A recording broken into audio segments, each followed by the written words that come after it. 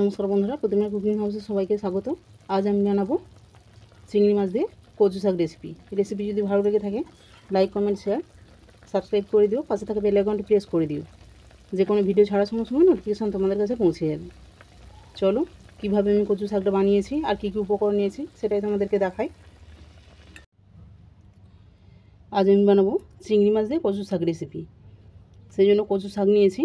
কচু শাকগুলো একটু কষ হয়ে গেছে, কারণ এগুলো আমি আগের দিনকার কেটে রেখেছিলাম। যাই হোক, এগুলোকেই আমি বানিয়ে দেখাচ্ছি। এরপর কড়ার মধ্যে দিয়ে দিচ্ছি কচু শাক,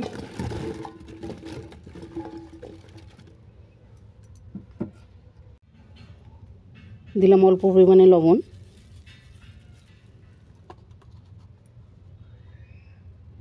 আর দিলাম গুঁড়ো হলুদ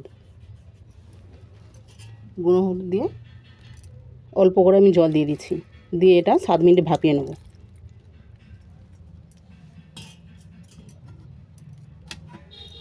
একটা ডিশ ঢেকে দিলাম।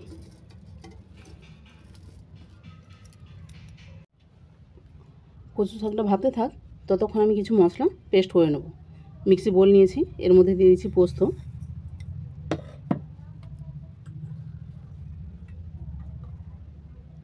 দিয়ে দিচ্ছি কাঁচা লঙ্কা, দিলাম আদা,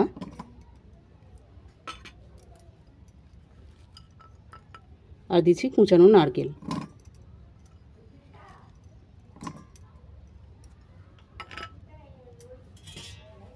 এর মধ্যে অল্প পরিমাণে জল দিলাম, দিয়ে এটাকে পেস্ট করে নিচ্ছি।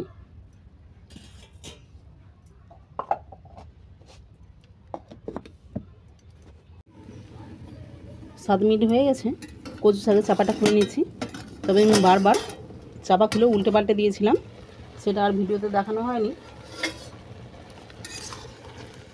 দেখো কচু শাকটা একবারেই কমে গেছে, সেদ্ধ হয়ে গিয়ে। এরপর আমি এটাকে নামিয়ে নিচ্ছি।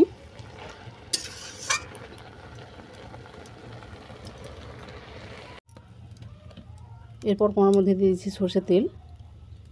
আমি কোণাটা চেঞ্জ করে নিয়েছি, কারণ অত বড় কোণা লাগবে না। দিয়ে দিলাম চিংড়ি মাছ,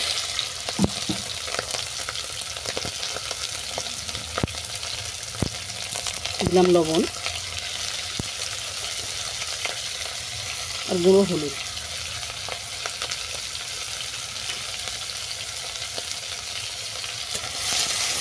মাছটাকে হালকা করে ভেজে নিচ্ছি।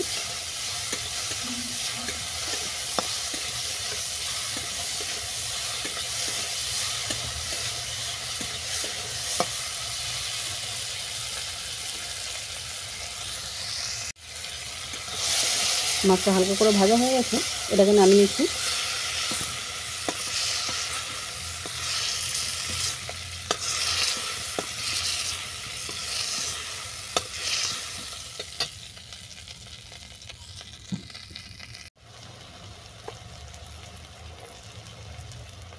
এর মধ্যে আরও একটু লবণ দিলাম, কারণ শাকের মধ্যে লবণ দেওয়া ছিল, যার কারণে অল্প করে দিলাম।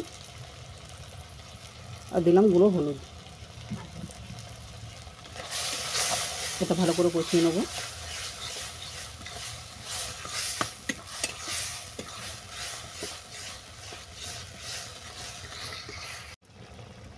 দেখো মশলাটা ভালো করে কষিয়ে নিয়ে কচু শাকটা আমি অফ ক্যামেরায় তুলে দিয়েছি।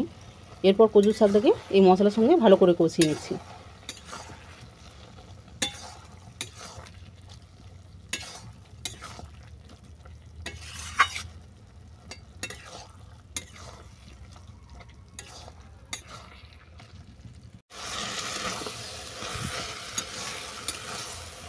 কচু শাক ভালো করে কষানো হয়ে গেছে। এরপর দিয়ে দিচ্ছি স্বাদ মতো চিনি,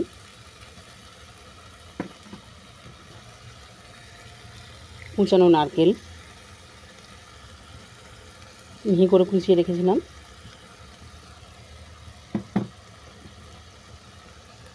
দিলাম ভেজে রাখা চিংড়ি মাছ, আর দিয়ে দিচ্ছি অল্প পরিমাণে লেবুর রস।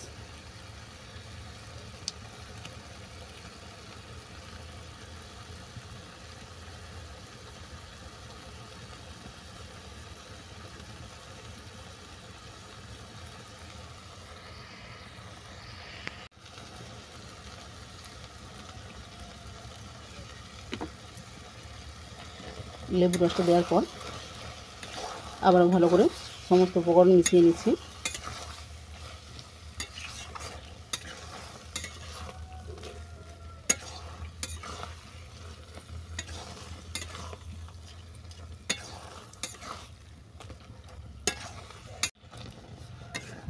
তবে আতপ চালের গুঁড়ির জায়গায় এখানে আতপ চাল বেটে দেওয়া যায় কিংবা ময়দা দেওয়া যায়। ময়দা আতপ চাল না থাকলে অল্প করে বেসনকে ড্রাই রোস্ট করে সেটাকেও দেওয়া যায়।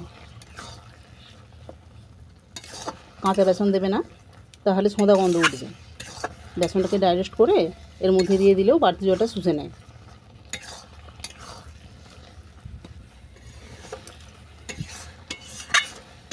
দেখো কচু শাকটা রেডি হয়ে গেছে, এরপর নামিয়ে দেখাচ্ছি।